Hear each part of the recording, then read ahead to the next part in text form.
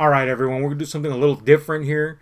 We're going to do a little horror movie tournament, pit some classics against each other, and see who comes out on top as far as I'm concerned. Disclaimer, these are my opinions about these movies. If I may like one less than you do, it's not an affront to you. Please don't take it that way. I know horror fans, we can get a little rambunctious about this stuff, but chill. It's just for fun.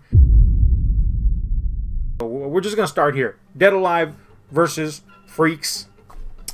Freaks, you know, one of the essentials of early horror cinema. Some imagery that will just stay with you, some moments that really resonate, and you know, an early twisted morality tale. Very notable for using, to the discomfort of a lot of people, actual sideshow attraction folk. But you know, kind of in a very positive way, you know, ultimately, despite how many people were disturbed by that back then.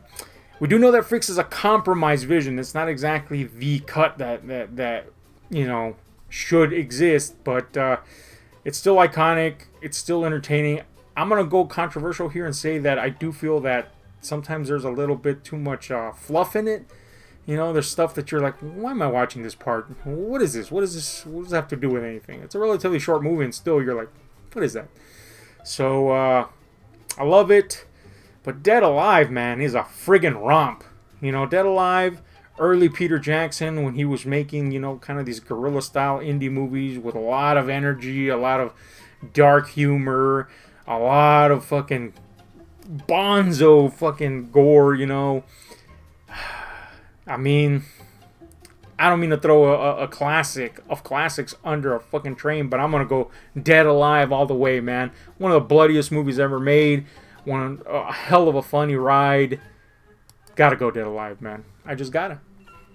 Next up, we got a Wes Craven classic, Nightmare on Elm Street. Everybody knows the Nightmare on Elm Street. Don't have to go into that. And a modern classic, Hereditary. Man, I'm going to throw another established classic under the fucking bus, man. Hereditary. All the way for me. One of the better films in the genre of the last 20 or more years, man. It's exceptional. Man, it's so good. Cleverly crafted. So much to chew on. It's a movie that demands to be rewatched. And it is all the richer with each rewatch. So, man. I mean, it's... I don't know, man. Ari Aster has such a way with handling disturbing material, and especially stuff surrounding grief. And Hereditary really gets into the woodwork of that, man. Nightmare on Elm Street, of course, a classic on its own right. I'm not trying to shit on it.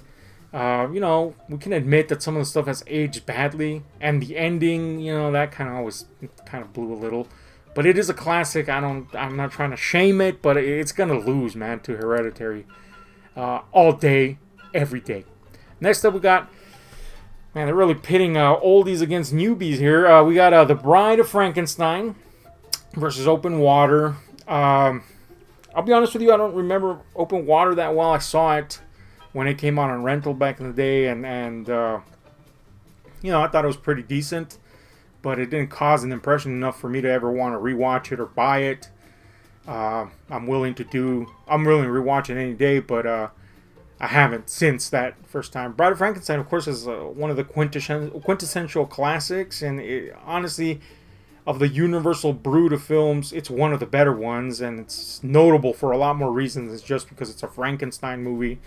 You know, it kind of went on its own, and it's on its own wavelength, but it also has a lot of subtext that makes it stand the test of time. So, and of course, the imagery, you know, iconic. So I'm gonna go Bride of Frankenstein, man. I just gotta. Next up, of course, because we face these two off, Hereditary has to go against The Bride of Frankenstein.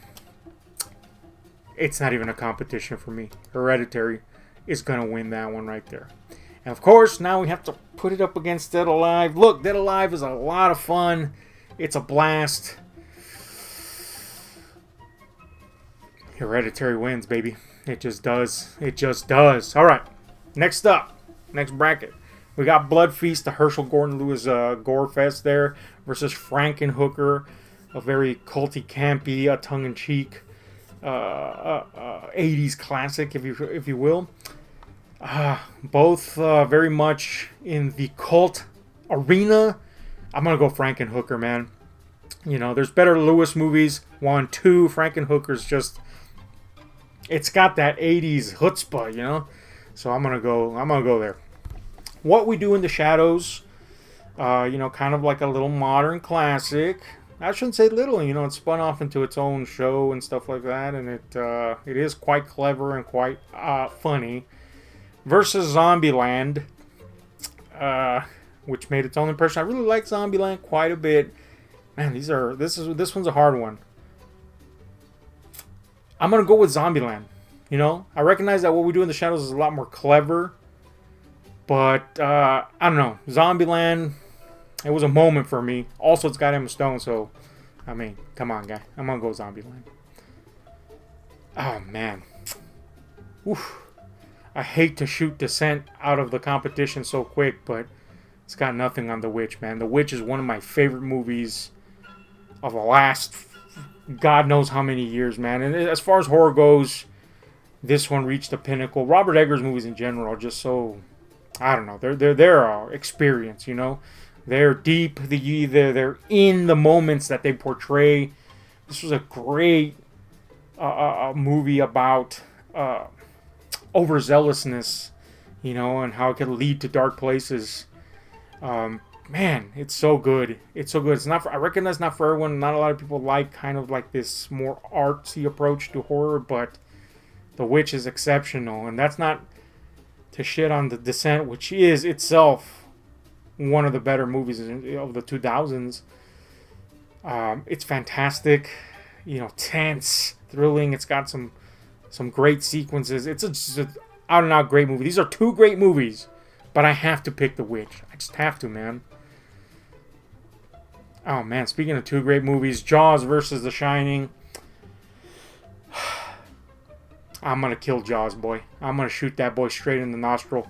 Look, The Shining is freaking great, man. The Shining is so good, people have just forgotten that the book exists sometimes, you know? And I know there's a contingent of people that are like, the book is the best.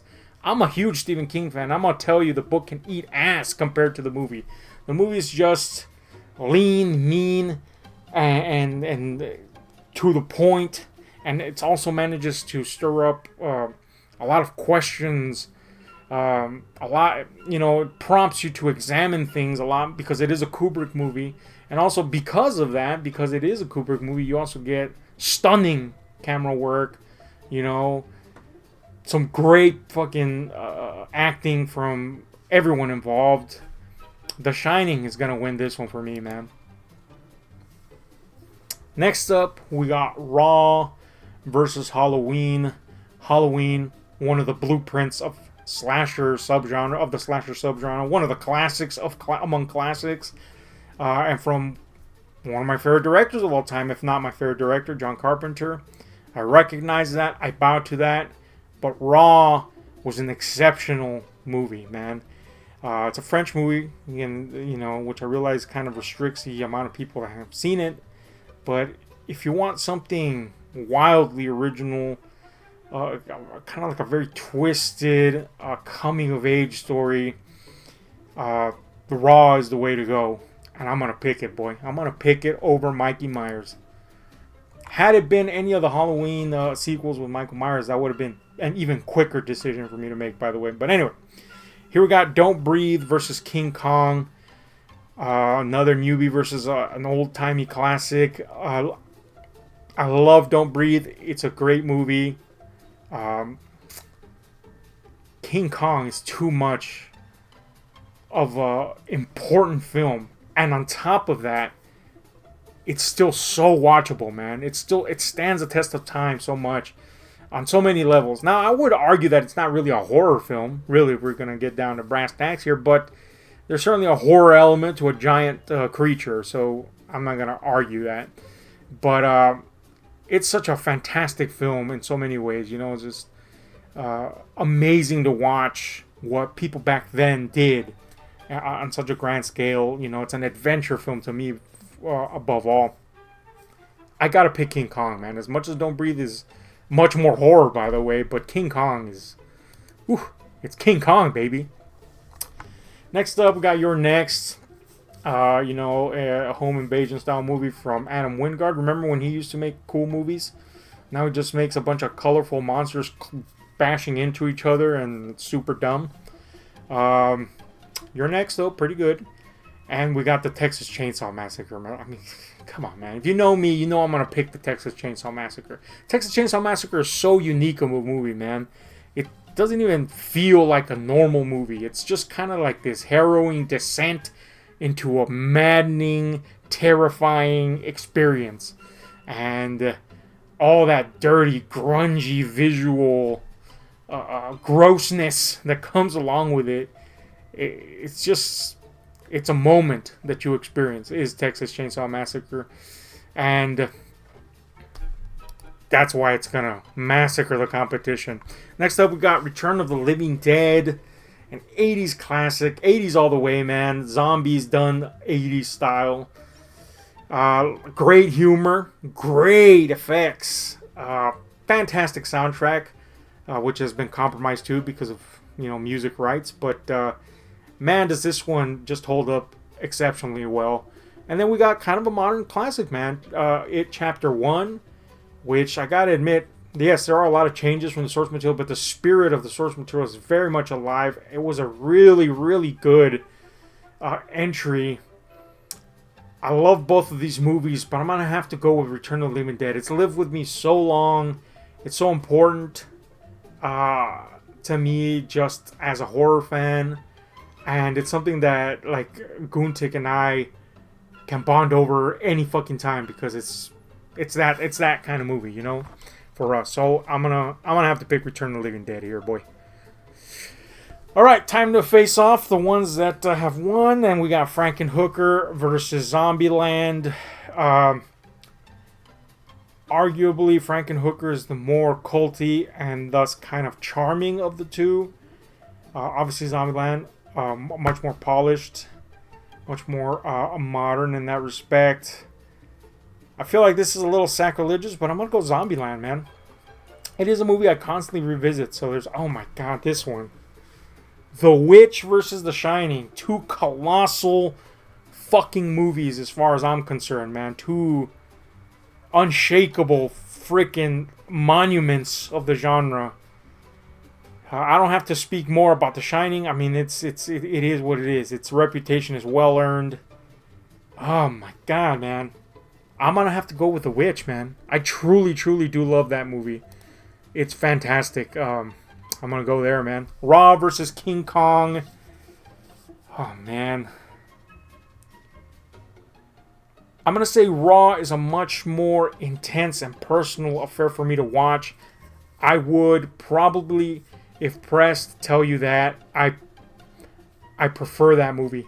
Despite that, I'm going to pick King Kong because, I mean, that's not only a movie that I enjoy, but it's a colossal and important moment in movie history.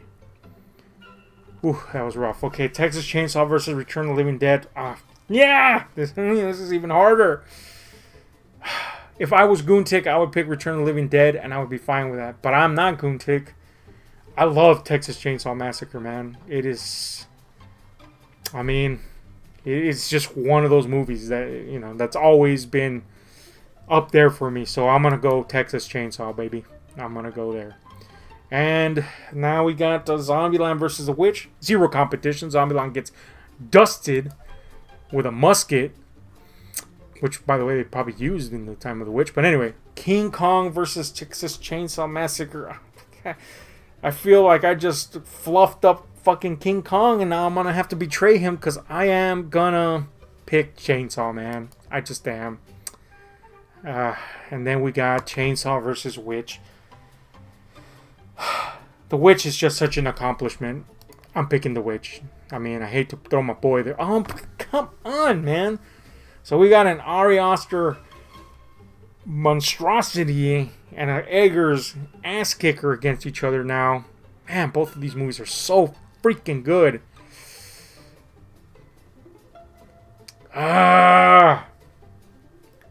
Any of this could have win. I'm just gonna go with the one that I've been championing the most, and that's The Witch. But it could have been Hereditary, boy. It could have been. Yeah, I gotta go Witch. Okay. Oh, and that was it, man. The Witch came up on top of all of those. So there you have it. I think that, at least among these, that The Witch is the prime. And I'm going to tell you right now that you can throw a lot of movies at me in the horror genre. I guarantee you The Witch is going to make it to the last few. So this isn't too far off. Pretty cool, man. Alright, let's do another bracket. Let's do another one, baby. Let's start this one with Human Centipede versus From Beyond. Look, both of these movies have a lot of flaws. Human Centipede, of course, got a lot of attention because of how gross it is and controversial some of the stuff in it is.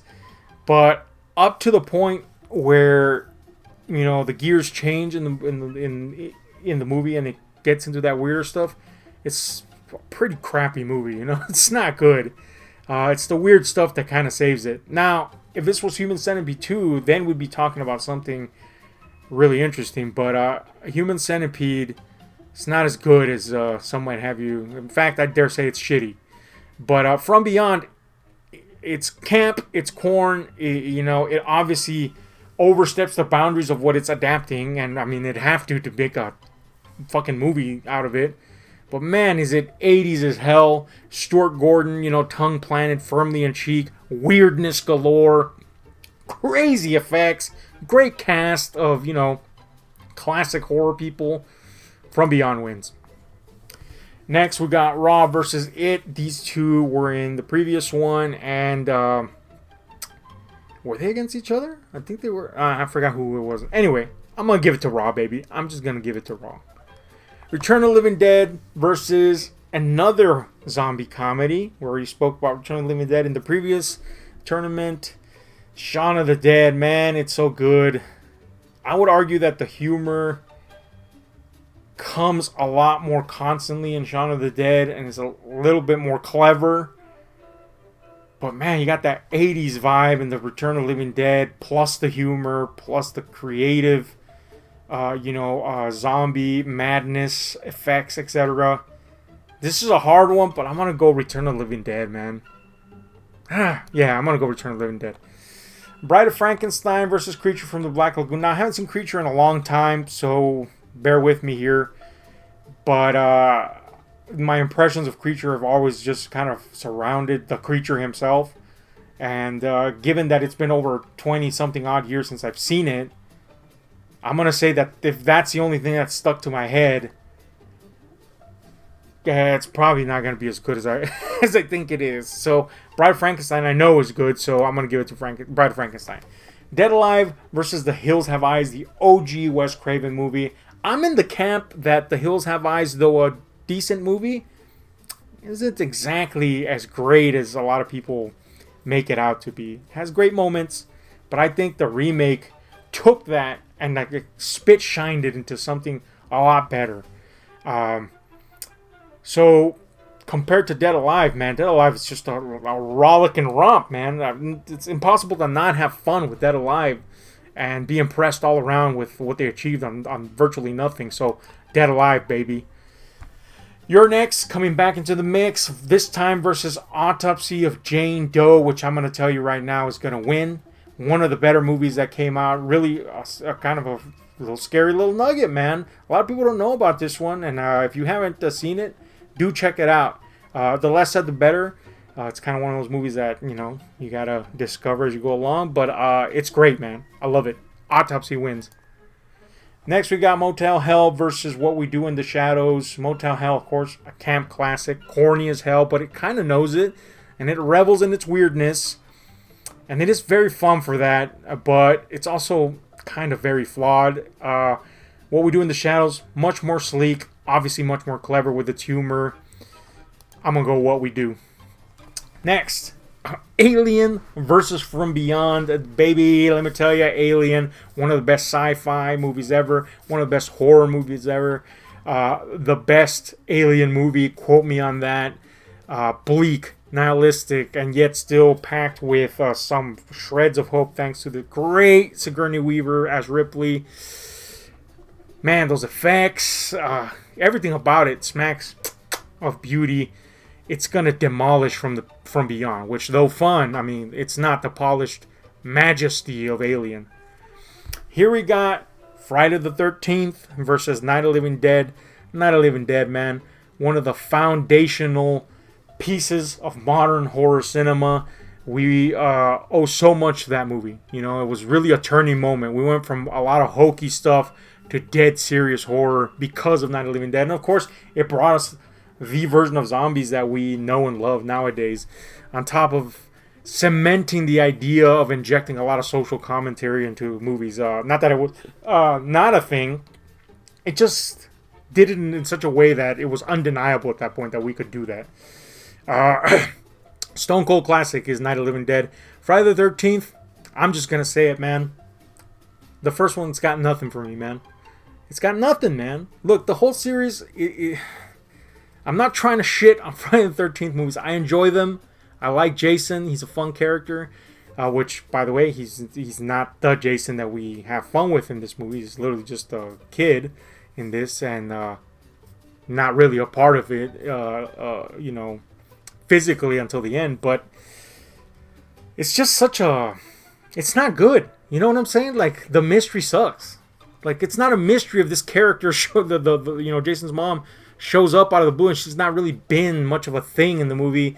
You know, it's got some cool kills, I guess, but it's very bland. I'm gonna be honest with you. So I mean, Night is gonna win that one, easy. Psycho versus Raw, two great fucking psychological horror films.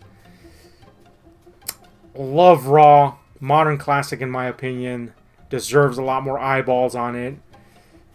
But Psycho, long adulated by myself and many other people, of course. I love it, man. I just love it so much. So I'm going to go Psycho. Reanimator versus Poltergeist. Controversial take. Kind of don't like Poltergeist, man. I think there's cool stuff in there. There's cool elements in there. But it never played as scary to me. It never played as cool, really, to me. Here's a further controversial to piss some people off. Insidious clearly took a lot from Poltergeist in terms of its structure. I think it's a better version of Poltergeist than Poltergeist. Reanimator, tongue-in-cheek adaptation of Lovecraft from Stuart Gordon. You know, it's a romp again. You know, lots of very dark humor, fun effects, some shoddy ones too. But overall, I'm gonna go Reanimator, man. Next. Oh man, Return of the Living Dead versus Rosemary's Baby. Talk about polar opposites. You know, a supernatural horror film, a horror drama versus a balls to the wall comedy horror zombie film. Super polar opposites. Rosemary's Baby is just a better film. You know, yes, Return of the Living Dead is a hell of fun, but if I were pressed to pick, you can only own one of these two movies. I'm gonna go with Rosemary's Baby. It's genuinely a scary movie, you know, and it's brilliantly directed. Yeah, I'm gonna go Rosemary's Baby. The Omen versus 28 Days Later. I love The Omen. By the way, check out the first Omen if you haven't seen that. A really good prequel, despite kind of a problematic contradiction that it introduces, but it does it so well that you're like, I accept it now. The Omen, a classic. I do think that it taps into kind of our, you know, religious subconscious, especially at the time. I'm sure it was even much more effective. Now that the world's a lot more secular, it might not be, but I do really like The Omen, man. It's a classic.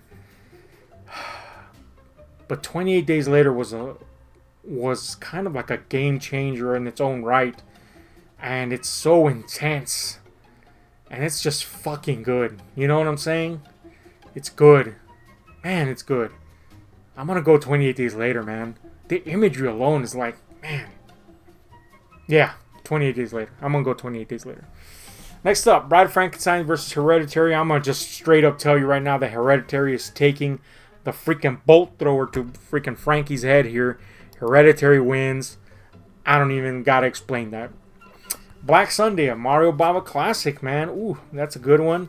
I do feel that, though visually rich, you know, Bava's movies had such a palette to them. And it's got a lot of classic movies. It does dwell in kind of like that old-timey a vibe to horror that's not exactly 100% effective to me. Whereas Texas Chainsaw is raw. Raw as fuck. Chainsaw wins, baby. Next off. Woo! Exorcist.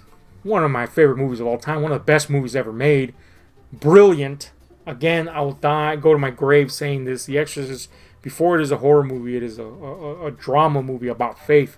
And an exceptional one at that. But it, I mean, obviously a horror classic as well. Acting across the board, fantastic. Indelible moments in cinema, horror history or otherwise. Dead Alive, fun romp, but it's going to die at the freaking footstep of The Exorcist. Next, Invasion of the Body Snatchers versus Carrie. Man, De Palma classic adapting King. One of my favorite adaptations of King. One of my favorite De Palma movies. No, that's a double whammy.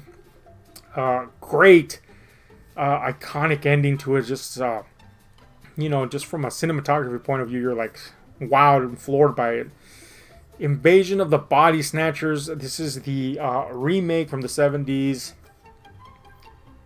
Man, I'm gonna give it to Invasion, man. There's such a you know, I realize that that's probably not gonna be everybody's choice.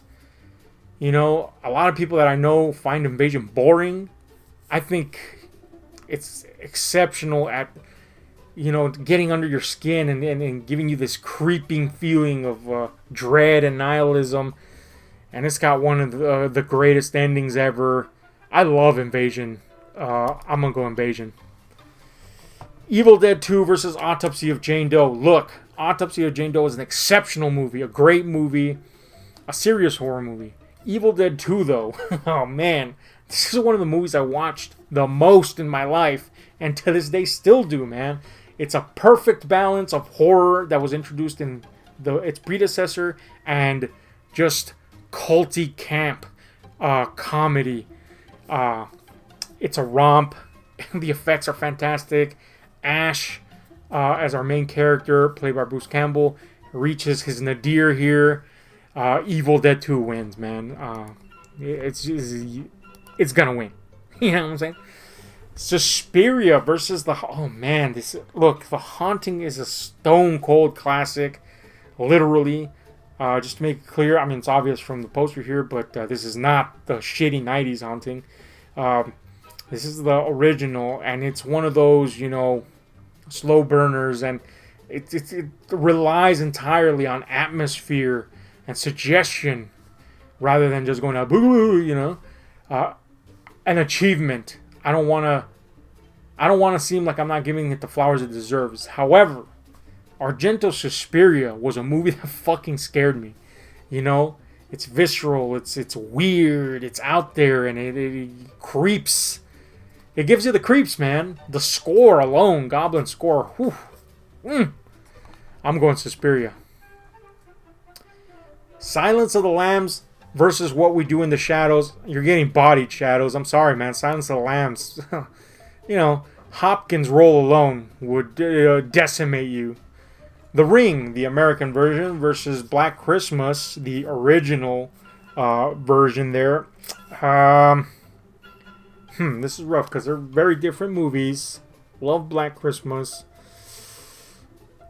I think The Ring did a really good job of Americanizing the Japanese material and still giving it a distinctive style that, you know, apparently none of the sequels could replicate. But I'm going to... Oh, man, this is rough. I'm going to say... I'm going to go The Ring. I don't even want to explain. I'm just going to go The Ring. Paranormal Activity versus Frankenstein. People love to shit on found footage movies, but the reality is, like with any subgenre, there are good ones and there are bad ones. You just gotta find them. And like any subgenre, there are tropes that you'll probably find annoying if you don't like that subgenre or whatever. I give a chance to everything, and I'm gonna be honest with you. Paranormal Activity deserves the accolades it got. You know, it's a pretty decent movie. It's, if anything, it's a movie that managed to replicate the level of success that Blair Witch Project did, you know, years before it, and really get kind of like that grassroots movement and just making people go to the cinema, getting their asses in seats. Of course, Frankenstein goes without saying, it's a classic, a universal movie, but I'm about to throw some freaking some fire into the mix here, man, because I'm a huge Frankenstein fan, like the novel. I love watching different adaptations of it, or just different takes on the character, for better or for worse. But if you're familiar with the channel, you know that I think this is not a good adaptation. And it's not really a good movie. You know? Great effects, legendary movie. It was important for the evolution of horror cinema, yes. But I don't even think it's that good a movie. I'm just going to be straight up with you. So I'm going to give it to Paranormal Activity, guy. Yep, I went there. Halloween, a classic, one of the blueprints of slasher cinema, and one of the, you know, quintessential films in horror. John Carpenter, one of my favorite directors, obviously. It's going up against a Kill List here. Man, Kill List is so strikingly original and eerie, cosmic. You know, Kill List is gonna win. It just is, man. And by the way, if you haven't seen it and you're like, how dare he, see it. You know, it's not gonna be for everyone, but if it's for you, you're gonna be like, woo, that's a classic right there. All right, let's go to Alien versus Night of the Living Dead. We're, you know, getting around the bracket, back around. This is rough, but Alien, you know, just technically, it's a superior film. It builds its dread a lot better. It's a more surgically precise film. Obviously, Romero had a smaller budget to work with, so you know you gotta tip your hat to the man for achieving so much. But Scott's movie is a killer, baby. Alien wins. Psycho versus Reanimator. Oh, that's coincidental. Reanimator's theme is just obviously a knockoff of Psycho's theme, but very different movies, obviously. Reanimator is a romp. It is very fun, very tongue-in-cheek, but Psycho, man, it's just a monumental flick.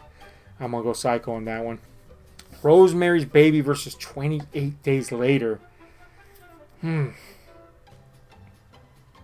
gonna say, oh man, look, Rosemary's Baby is genuinely an eerie fucking movie, and it's excellent, fucking excellent. You know, from the 70s, possibly the peak of all cinema, much more horror, and it's one of those indispensable classics. But I'm gonna say 28 Days Later, man. There's just it's a very special way they reintroduced zombies. Now I know what you're saying. They're infected. They're not zombies. They're fucking zombies, guys. Just get over it, you know.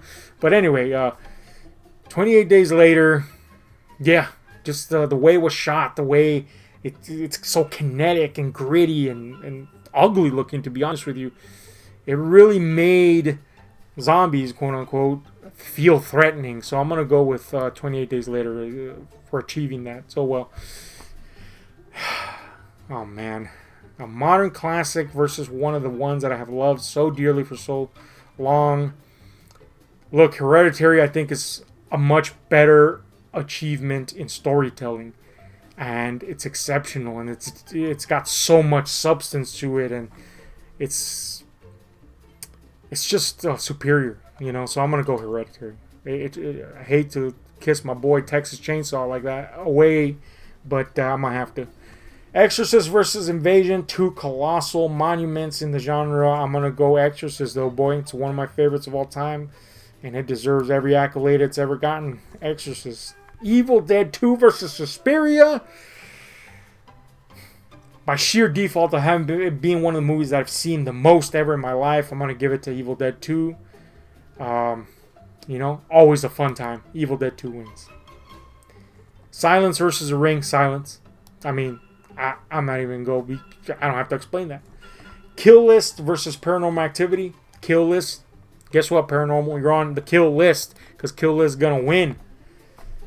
All right, here we go. Back around. Alien versus Psycho. Oh, man. I'm going to go Alien. You know?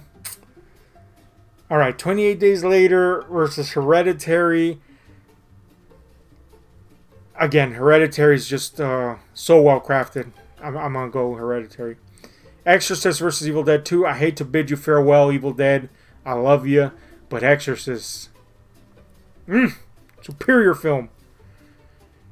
And we got Silence versus Kill List. I do think Kill List is a much more strikingly original and tense and strange film. It's quite the achievement. But man, you can't deny the cultural impact that Silence of the Lambs had. And it's a movie that really does still hold up as well as it did back then. So I'm gonna give it to Silence. Alright, again, coming back around. Now it's Alien versus Hereditary. Gonna catch some flack for this, but I'm gonna go Hereditary. But, I mean, both of those, I mean, how can you lose? Exorcist versus Silence. Exorcist, gonna body you. And now we got Hereditary versus The Exorcist. And this is where Hereditary has to go. As exceptional as it is, as great as it is, Exorcist has always fascinated me. And the human drama in it, it squeaks out. It appeals to me a lot. Just a bit more than the Hereditary 1 does. Although both of them handle the human condition in their respective ways very well. Exorcist edges it out by just a bit. You know. So now we're going around to the other side of the bracket. Let's see what we got. I Spit on Your Grave. Gritty, dirty, disgusting film. Really. You know, very much an exploitation movie, but it kind of like also has that thing where sometimes exploitations make a good point, even though they make it in a rough way. Frankenhooker, 80s cult classic. I think in terms of horror, Spit is such a gross and grimy descent into a very uncomfortable subject. So it kind of like makes a bigger impact. Frankenhooker is a lot more clever and weird, strange. I'm going to give it to Frankenhooker. Train to Busan, one of the outstanding moments in zombie cinema of the last few years. So good. Oh man, it's so good. Again, focusing more on the human journey in the midst of the situation. Nothing but good things to say about Train to Busan. Don't Breathe, another great kind of home invasion movie that reverses the formula. Really enjoy it, but I'm going to give it to Train. It's just such a achievement. Slither, a James Gunn movie. Again, very tongue-in-cheek, gross. It's got Michael Rooker in it, so that's a big plus. Versus Young Frankenstein. You know, Mel Brooks classic. Love Young Frankenstein, but I do think that, you know, it's classic. Don't get me wrong, but a lot of the humor has aged kind of like, you know, too cornball sometimes. So I'm going to give it to Slither. Godzilla, King of Monsters versus Dracula. Now I'm going to take King of Monsters as what version of Godzilla we mean here, and that's the American version of the original. And then Dracula. Oh man, both of these are compromised visions. Godzilla is the American cut of the Japanese movie, which if it was the Japanese movie, immediately it would win. Dracula, Bela Lugosi's great and iconic. It has some moments, but it's kind of ass. I'm just going to be straight up and say it. So, I'm going to give it to Godzilla even though it's the American cut. Blood Feast versus Cannibal Holocaust. Cannibal Holocaust. Cannibal Holocaust has the distinction of being one of those movies that I will defend to the grave Yes, it has some fucked up shit in it. Yes, fucked up shit was done, but it's one of those movies that reflects the real life of the director, the real life mentality of the director, and at the same time, despite being exploitative as hell, it has a point it's trying to make, and that point is kind of like a good one. It's also created one of the weirdest and strangest moments in the horror cinema history. I find it surprisingly relevant to this day and effective. I think Cannibal Holocaust is a great movie, man. It's maybe an unintentionally great movie, but I think it's fucking great. So, I mean, that alone, Holocaust wins. A Quiet Place versus The Witch. You already know what I think about The Witch. Quiet Place is a movie that, admittedly, though I appreciated it the first time I watched it, it was on the second time that I watched it, I really learned to love it. That being said, The Witch bodies the motherfucker. Zombieland versus One Cut of the Dead. I'm going to be straight up. I haven't seen One Cut of the Dead. I've heard great things about it, and I'm almost sure that if I watched it, I would probably prefer it. However, I haven't, so I have to pick Zombieland. Freaks versus King Kong. King Kong, boy. King Kong. All the way. Not even the competition. Here we go. The Thing versus Frankenhooker. John Carpenter's The Thing is one of the greatest horror movies ever. One of the greatest sci-fi movies ever. One of the greatest remakes ever. One of the greatest effects-driven movies ever. The cast is fucking stunning. The direction is amazing. The score is awesome. Everything about The Thing is badass. It's gonna fucking win. Scream versus It Follows. Love Scream. Great takedown of, where the genre was at the time, especially concerning slashers. From the man that kind of like reinvigorated that entire scene. It's great. It's one of those movies that will forever be great. It Follows, though. Oof. Yes. Yes. It Follows one of those movies that, in terms of the modern times with horror, you can point to that and go, this is why horror lives on. It's that type of movie. The score is amazing. Love It Follows. It wins. That's right. It Follows. It wins. Cabin in the Woods. A clever little cosmic takedown of horror movie tropes. Versus Train to Busan. I love Cabin in the Woods. It is very fun. I do feel they made the wrong choice to pick the hillbilly family at the end. It kind of like wasn't as cool as it could have been as a vehicle for the horror there. But it's a great movie. But Train to Busan is a excellent movie. It wins. Next, Open Water versus Nightmare on Elm Street. With the previous tournament, I told you what I thought about Open Water, so Nightmare wins by default of that alone. Blair Witch Project versus Slither. Look, Slither's a very fun movie, but I'm going to tell you right now that Blair Witch Project is a much more important movie, and it's a movie that I fucking love. When it first came out, I was one of those douchey, little cinema fans that was like, what is this? I could have made this. But the reality is that I couldn't have made that. And the reality is that just as a piece of cinema history, it's like a fucking... It's a master class in how to promote your movie and how to surround your movie with stuff that's interesting enough to boost the movie to another level. And it's also a movie that does so much with so very little. And it just magically comes together into something that, I don't know, man. As time has passed, I've loved it more and more. Blair Witch wins. Next up, Hellraiser. I'm a huge Clive Barker fan. I love Hellraiser, obviously. And Exorcist 3, though. Exorcist 3 was the redemption point. In terms of Exorcist, canon, I only consider Exorcist 1 and Exorcist 3 to be the full canon. Beautiful. Based on Legion by William Peter Blatty himself. William Peter Blatty, of course, wrote the original Exorcist book and the screenplay to the movie. Here he got to flesh out Lieutenant Kinderman's character, which admittedly in the original movie they trimmed down his parts that were in the book. But this more than makes up for that relationship that was supposed to be shown in the first one, and it's a genuinely good movie. I'm also of the mind that though his vision was compromised with a theatrical cut that the decision to do the things that they did with the theatrical cut was kind of necessary to make it blend more with the first one. I think this cut and the Legion cut are both great. Exorcist wins by default of just being a better movie, even though Hellraiser is awesome.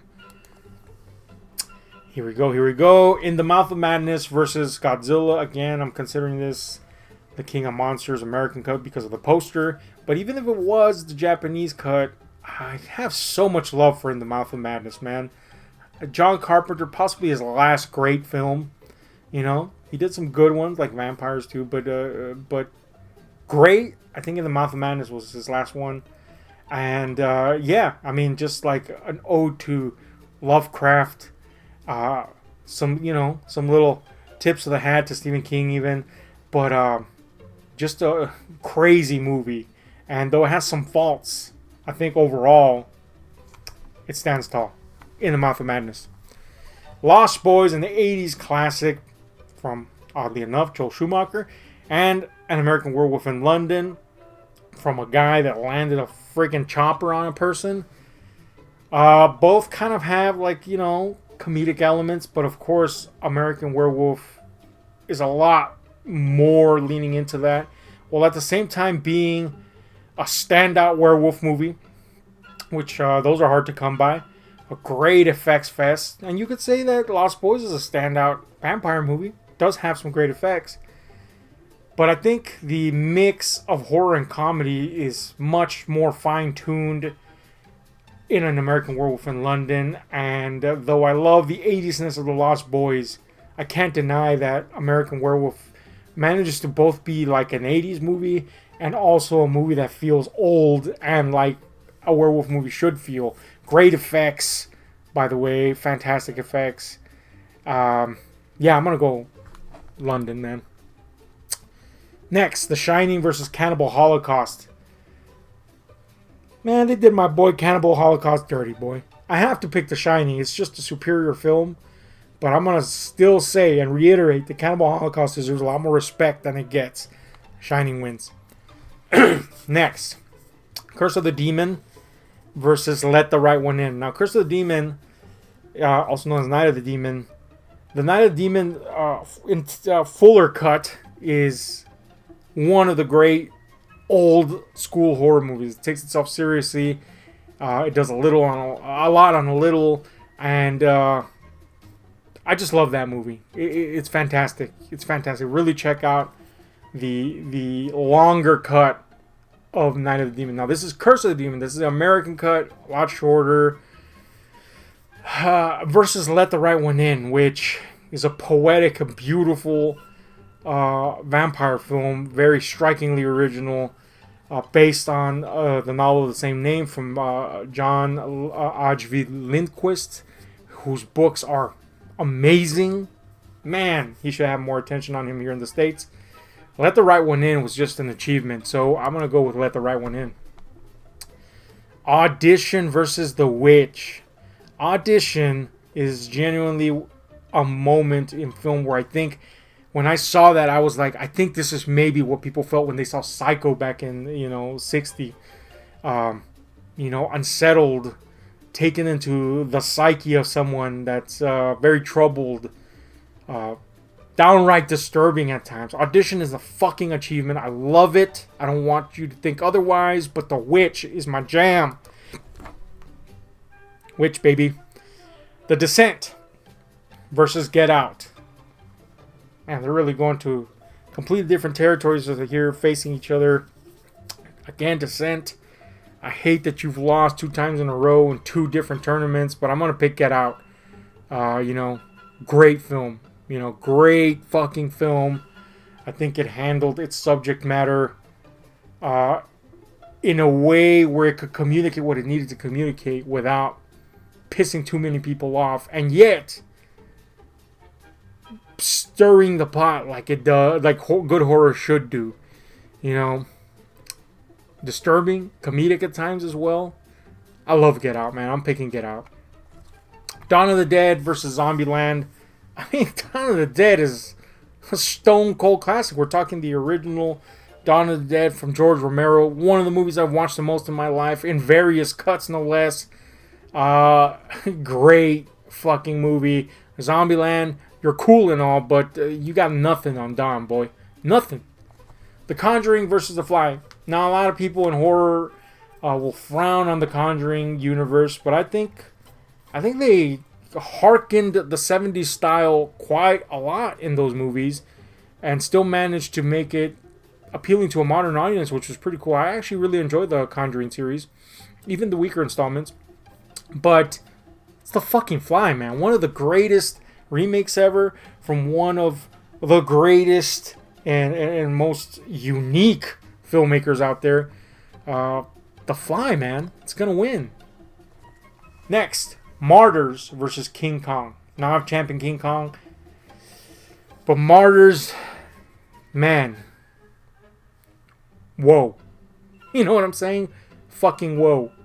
It's a movie that's definitely not for everyone. It's very, very uncomfortable to watch. But if you do hang on to it, it pays off in spades. You know, it really has one of those endings that where you're like, you're forced to kind of mull on it. But when you do and you realize the outcome, you're like, yes, that was worth it. That was so worth how uncomfortable this was and how the hell that these characters went through. Martyrs, exceptional movie. Saw versus Jaws. Look, I like Saw, but Jaws is a classic. I'm gonna have to go with Jaws. The Thing. Okay, we're coming back around here. The Thing versus It Follows. Very apropos. It Follows feels kind of like a movie that John Carpenter may have directed, especially when you come down to that score. The Thing. I mean, it's just such a fucking classic. Damn near flawless, The Thing, if not flawless. Train to Busan versus Nightmare on Elm Street. A modern classic versus, one of the classics of the genre. I'm going to be straight up. Train is a superior film. Train wins, baby. Exorcist 3 versus Blair Witch. Exorcist 3. Just a priceless film for me. Love it. In the Mouth of Madness versus Werewolf in London. The subject matter of In the Mouth of Madness appeals much more to me, the Lovecraftian cosmic elements. But I think An American Werewolf in London is a better film. And both of these are very enjoyable to watch. But I'm less prone to pick out a fault in An American Werewolf in London. Because it is that good. London wins. The Shine... Oh, this is good. This is a face-off I feel is very adequate, There's a lot of care put into the way these movies are made and presented visually and otherwise. The Shining versus Let the Right One In. I'm going to go with Let the Right One In. I feel that The Shining, typical of Kubrick, comes across as very cold. And mind you, I think that's great for the movie. It really fucking works for it. But Let the Right One In takes a cold subject, a cold setting even, and makes it strangely warm, strangely sympathetic. I'm going to go with Let the Right One In, man. The Witch versus Get Out. Get Out. Get Out, boy. You're not going to compete with my boy, The Witch. You're just not, man. Next, Dawn of the Dead versus The Fly. Oof. Man, this is hard. I think The Fly is a much better crafted movie.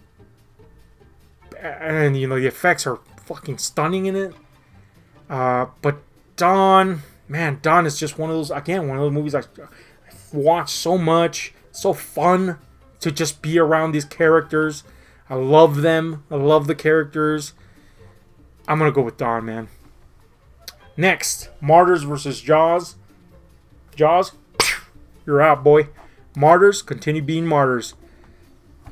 Alright, we're coming back around. The Thing versus Train to Busan. This is where the train stops. Thing, that's going ahead. Exorcist 3 versus Werewolf in London, man. Exorcist 3, man. Again, the subject matter just appeals a lot more to me. I think it's a Great film. Has, by the way, one of the great jump scares, you know. I know people shit on jump scares a lot, but they seem to forget that almost every horror film has them. It's about how you craft them, and this one has one of those jump scares that just keeps red herring you throughout the whole time, and then when it pops, man, does it pay off. But that's not what's great about the film. It's these characters. I love them so much. The Exorcist 3 wins. Ooh, baby! Some serious competition for The Witch.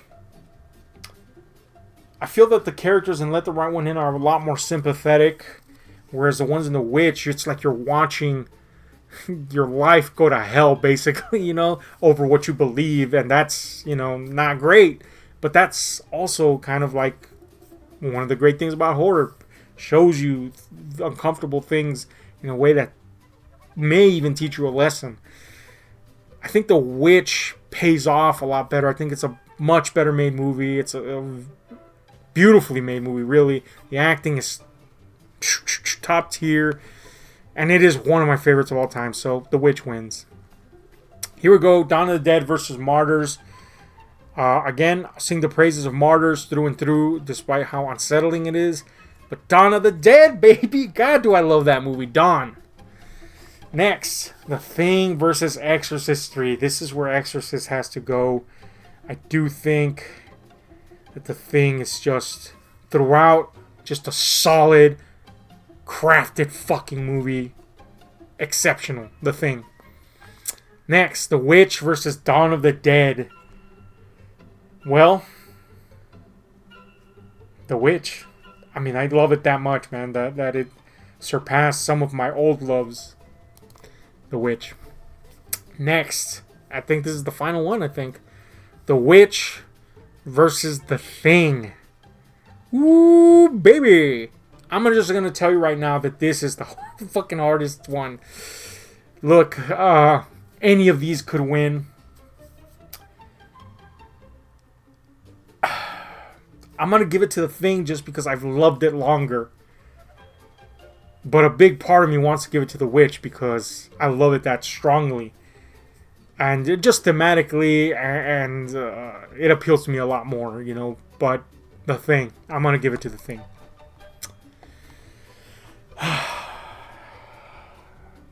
There wasn't the last one. Oh my god, even harder. The Thing versus The Exorcist.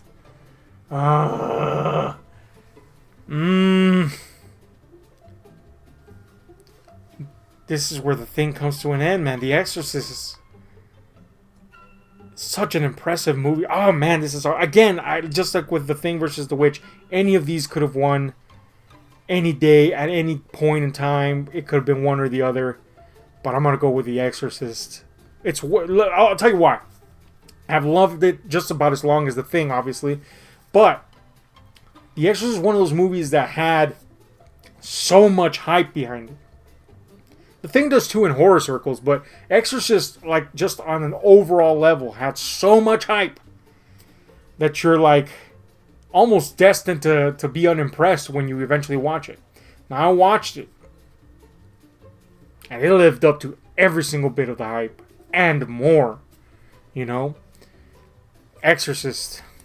And there it is, man. The Exorcist won out on that one.